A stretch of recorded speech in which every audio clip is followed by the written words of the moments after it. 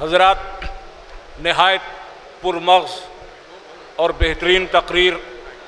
آپ سماعت فرما رہے تھے۔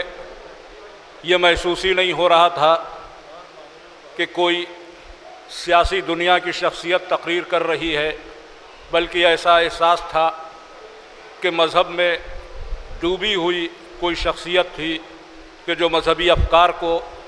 آپ کے ذہنوں تک پہنچا رہی تھی۔ ان کی اس تقریر نے اور ان کے چند کلمات نے یہ واضح کر دیا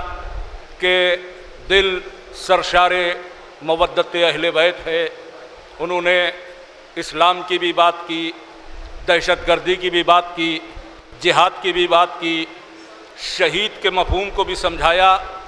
وہ تمام باتیں جو اسلامی شریعت کے تحت آج کے دور میں کنفیوزنگ پوائنٹ بن چکی ہیں، ان سب کی وضاحت کی۔ ہم پورے علاقے سے تمام مومنین کی طرف سے، یتیم خانے اور اس کے ذمہ داران کی طرف سے محترمہ شاداب فاطمہ صاحبہ کا شکریہ ادا کرتے ہیں۔ انہی نے 2 کمپیوٹر جو سامنے ٹیبل پہ رکھے ہیں فوری طور پر ابھی یتیم خانے کو ڈونیٹ کیے ہیں، تاکہ یہاں کے بچے کمپیوٹر اور ٹیکنالوجی میں بھی آگے بڑھیں۔ اور اسی کے ساتھ ساتھ آپ کے سامنے وعدہ بھی فرمایا ہے کہ اس یتیم خانے کی عمارت اور اس کی تعمیری سلسلے میں وہ اقدام کریں گی، اور ہمیں یقین ہے انشاءاللہ کہ جو وعدہ کر کے جا رہی ہیں وہ پورا کریں گی، کیونکہ بنیادی طور پر اس قبیلے سے وابستہ ہیں کہ جہاں وعدہ وفا کیا جاتا ہے، جھوٹے وعدے نہیں کیے جاتے۔ لہذا ہمیں یقین کامل ہے کہ وہ سب وعدے پورے ہوں گے۔ اسی کے ساتھ آج کے اس پروگرام کے کوئی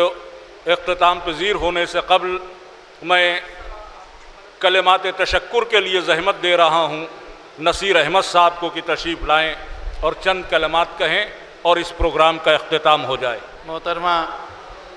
عزت مآب جناب شاداب فاطمہ صاحبہ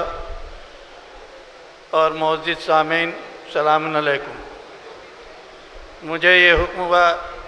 کہ میں اپنے علاقے کی طرف سے اور یتیم خانے کے ذمہ دار جناب وسیع الحسن صاحب اور یہاں پر بیٹھے ہوئے موجود حضرات کی طرف سے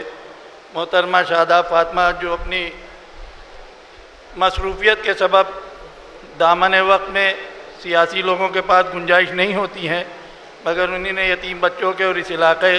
کے لوگوں کی نحیف آواز کو سمجھا۔ شکر گزار ہیں وہ لوگ جو ان کے یہاں تک لانے میں ہمارے جناب ببلو صاحب اور دیگر لوگ، ہمارے فیروز بھائی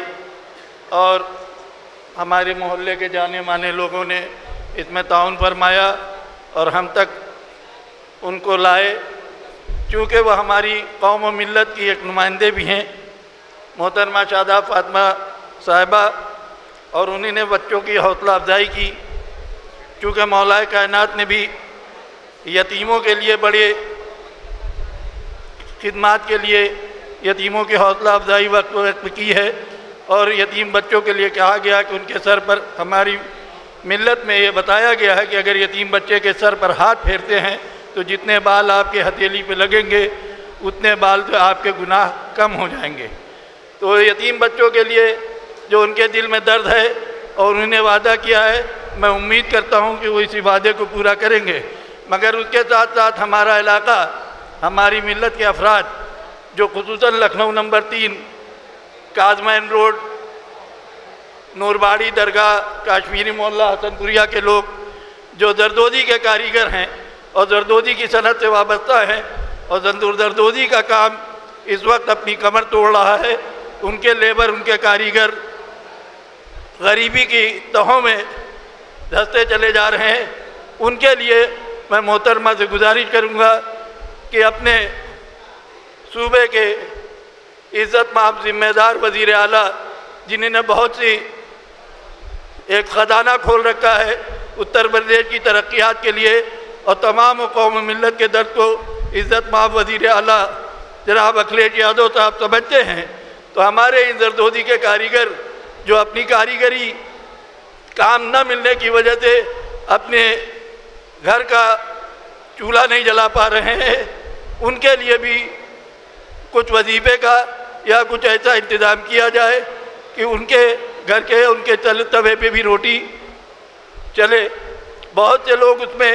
ان کی ڈیمانڈ تھی جو میں اب تک پہنچا رہا ہوں کہ محترمہ تشریف لا رہی ہیں، ہمارے لیے یہ بھی کہیے کہ کم سے کم ہمارے علاقے کے کچھ نوجوان جو ای رکشہ چلاتے ہیں ان کو لون پر آسان قسطوں پر رکشہ مہیا کرائے تاکہ وہ اپنے بچوں کا آذروقہ فراہم کر سکے۔ دوسری بات یہ ہے کہ انہی نے صوبے کے وزیر اعلیٰ نے حسین آباد کی جو ہماری امام باڑے ہیں، ہماری دھروہر ہے، ہمارے عزا خانے، ان کی مرمت و تعمیر کے ساتھ ساتھ اس علاقے کی ایک اتحادی عمارت روضہ کاظمین و کربلا دیار الدولہ، یہ بھی بہت ہماری ہسٹوریکل پلیس ہے، 200-250 برس ان عمارتوں کو بھی ہو گیا ہے۔ ان میں محکمہ آثار قدیمہ وقت بے وقت تعمیر کا کام کراتی ہے، مگر جس پیمانے پر جس شان و شوکت سے بڑے امام باڑے اور چھوٹے امام باڑے اور ستکڈے وغیرہ میں ہو رہا ہے، اس سے ہم لوگوں کو وہ ترقی یہاں پر نہیں دکھتی ہے۔ اس لیے میری گزارش ہے، دامن وقت میں گنجائش نہیں ہے کہ وہ ہمارے دکھ درد کو سمجھتی ہیں، ہماری ملت کی ہیں، ہماری قوم کی ہیں، ہمارا حق بنتا ہے کہ ہم اپنا مطالبہ رکھیں۔ ان الفاظ کے ساتھ میں ان سے گزارش کرتا ہوں کہ اس علاقے کی بھی ترقی کے لیے محترمہ ضرور کوشش کریں گی، اور ہمارے جو عبادت گاہیں ہیں اس ایریے کی، روضہ کاظمین، کربلا دیار الدولہ، شیعہ یتیم خانہ، ابو الفضل عباس علیہ السلام کی درگاہ، روضہ فاطمہ اور شبیہ نجف، روضہ بیت الحسن، ان عبادت گاہوں کو بھی سوندریہ کرن، خوبصورتی میں اضافے کے لیے صوبے کے وزیر اعلیٰ سے گزارش کر کے ان کے لیے بھی، ان اتحادی کی عمارتوں کے لیے بھی کچھ نہ کچھ کریں گی، اور یہاں کے غریب طبقے اور خصوصاً روزی کے کاریگروں کے لیے بھی ضرور ہماری آواز، آپ سب کی آواز ہمارے ذریعے تم تک جائے گی، اور اس کا ذریعہ آپ ہوں گی۔ میں امید کرتا ہوں ان الفاظ کے ساتھ کہ وہ ہماری اس نحیف آواز کو سمجھیں گی۔ شاعر کہتا ہے، یا کامیاب ہو کے زمانے کو جیت لو، یا اس طرح مٹو کہ کہیں پر نشان نہ ہو۔